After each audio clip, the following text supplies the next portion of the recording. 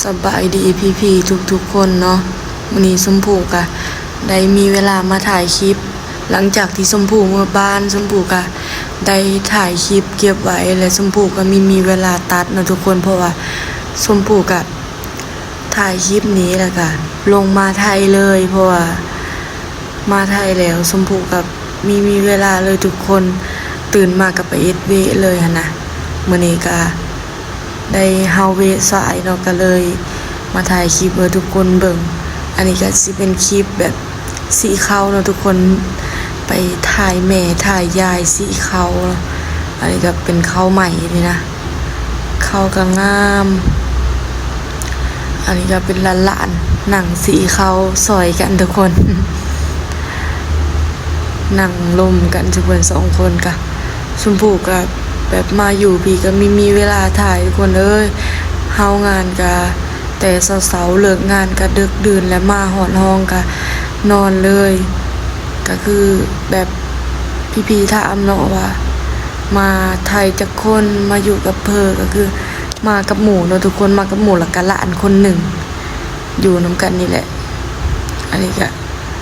สุเพิ่นก็เก็บเข้าเปิ้ลเนาะทุกคนเก็บเข้ากากเข้าไปเลยแหละก็ชมพู่ก็จะถ่ายคลิปลงหลายๆเนาะทุกคนแต่ว่าแบบมันค่อยมีเวลาเอ็ดนะมันไม่มีมือหยุดงานอยู่พี่นะ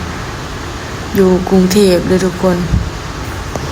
ชมพู่ก็ยังพากย์เสียงมีค่อยเก่งเนาะเพราะว่า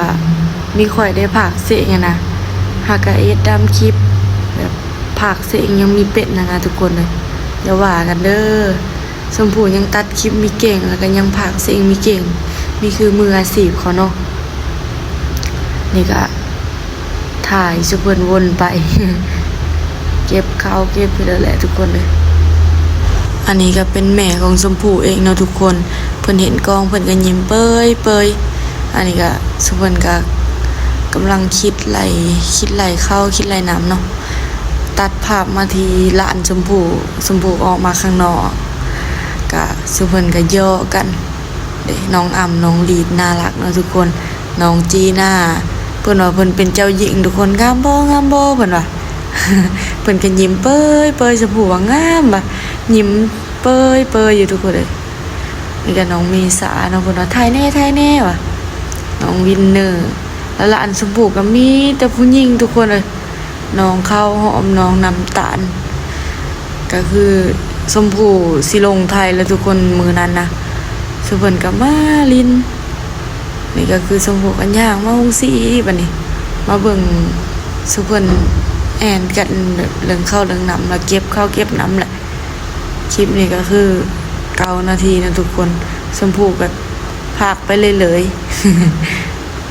พากมีค่อยเก่งทุกคนมีจักแนวเว้าพากไปเลยอันนี้ก็คือหนาชมพู่ยายชมพู่เนาะเพิ่นก็เก็บข้าวกากเบิ่งข้าวงามเพิ่นว่าเพิ่นก็กวาดไปกวาดมาอยู่นั่นแหละทุกคน แม่ก็นั่งคิดไหลยายก็พับกระสอบเอ็ดไปเอ็ดมาอยู่นั่นแหละแล้วก็สุเพิ่นก็มีเหลือจิกเถือทุกคนกวาดข้าววนไปกวาดข้าววนมาอยู่ตอนนี้แม่ก็ไปพับกระสอบแล้วเนาะ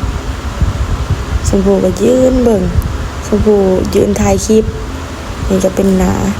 เพิ่นก็มากวาดเบิ่งอียันมีเข้ากกเข้ากากติดหลงเลอะนะทุกคนนี่ก็ตัดภาพมาที่ตอนสุเพิ่นยายพี่เอ็ดแล้วเนาะตอนแม่จนตอนยายกลับแล้วปีตรงสี่แล้วก็หมู่ชมพู่กับมาลินน้ำบัดนี้พากันไปซื้อแนวมากินซุ่มรุมกันกับหมู่เพื่อนไอ้ก็น้องดีดน้องบรรจานะทุกคนก็นั่งแอนกันก็มีหลายคนเนาะแต่ว่า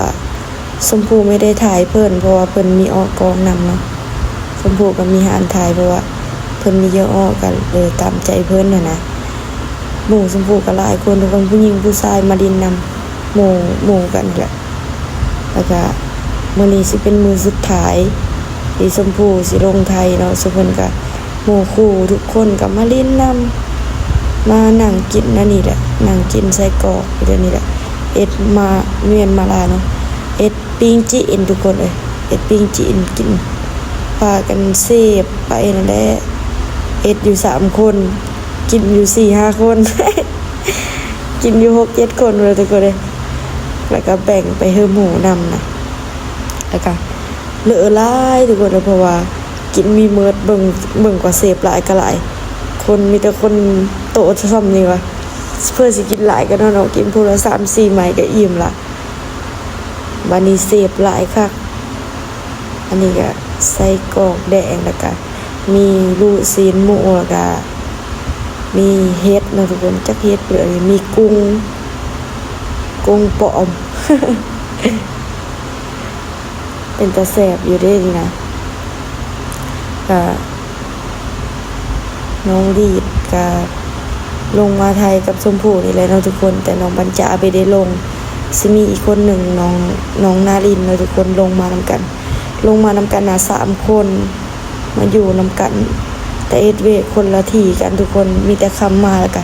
ซื้อข้าวซื้อน้ำมากินนำกันแบบเสียนนะกระโมนเนาะทุกคนมานะโมนคำมาก็อยู่นำกันกระโมนทุกคนคำมาหมู่แซวๆอยู่แต่ว่าตอนไปเอ็ดงานนี่ก็คือเงียบเหงาเนาะเพราะว่าเอ็ดงานคนละที่คนละบ่อนเลิกงานคนละกะคนละเวลาเลยมีแต่ชมพู่ไปเอ็ดงานใหม่เลยเนาะ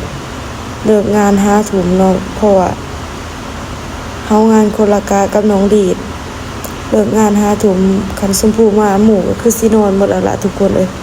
ชมพู่ก็แบบอุกใจอยู่นี่นะหมู่ชมพู่มาพัดหมู่พัดนอนหมดแล้วรบกวนเวลานอนหมู่อีชมพู่นะเฮางานสายกว่าหมู่แต่ว่าเลิกงานช้ากว่าหมู่นะก็เลยแบบเกรงใจหมู่ทุกคนคือสิรบกวนหมู่ขนาดมาพัดหมู่อาบน้ำนอนหมดแล้วแต่ชมพู่วัดยังทะละอาบน้ำมาอาบน้ำอีกใต้พื้นใต้ไผ่ทาครีมเรือฮันนี่อะไรทุกคนเนาะก็ตามภาษาผู้หญิงแหละแบบชมพู่ก็คิดอยู่นี่นะแต่ว่างานมันก็หายากเลยทุกคนเงินก็ได้มีหลายเลยทุกคนได้แค่วันละ300เองวัน300แหละ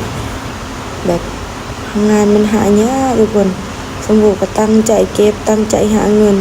พยายามกินหน่อยที่สุดแหละเมื่อยทุกคนเลยหาเงินเนาะ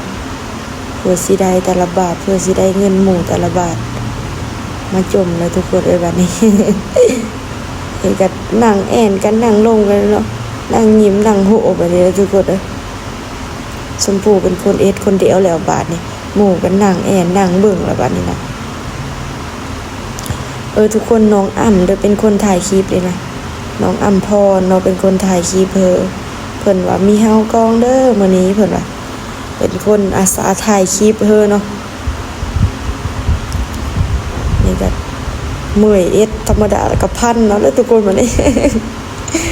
คือหายไปเลยแล้วเนาะน้องดีดกับเว้าพื้นคนละตาตีตาสวดเนาะ น้องดีดนี่ก็ตัดภาพมาที่ต้นมะปิ้งแล้วเนาะทุกคนอันนี้ก็คลิปนี้ก็ใกล้สิจบแล้วเนาะอันนี้ก็ชมพู่เป็นคนรับมือมาปิ้งเองเป็นคนมาปิ้งเพื่อสิเพิ่นทากินเนาะอันนี้ก็แล้วทุกคนเลยสำหรับคลิปนี้ก็เพิ่มมากับพากดไลค์กดแชร์เพื่อน้องชมพู่หน่อยเด้อกดติดตามเพื่อชมพู่หน่อยเด้อทุกคนเพื่อเป็นกำลังใจให้ชมพู่เอ็ดคลิปต่อไปเนาะน่ากินขนาดเลยเนาะทุกคนจิ้มน้ำจิ้มบัดนี้ชมพู่ขอโตะไปกินก็ได้ทุกคนเด้อบ๊ายบาย